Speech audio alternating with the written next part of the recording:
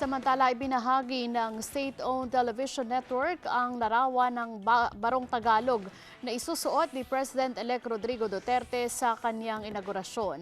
Sa Twitter account ng People's Television Network, nakapost ang barong na idinisenyo ni Aris Escarilla ng Shardan na isang high-end clothes shop sa Davao City.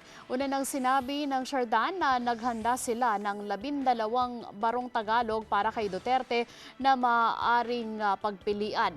Nakapost din sa Twitter account ng PTB4 ang swatches para sa corduroy pants at ang Do 30 buttons na ginamit sa barong. Ibinahagi rin ng mga larawan ni Duterte kasama ang designer na si Charles Polache at ang paborito nitong master cutter na si Manong Hermie Balagin.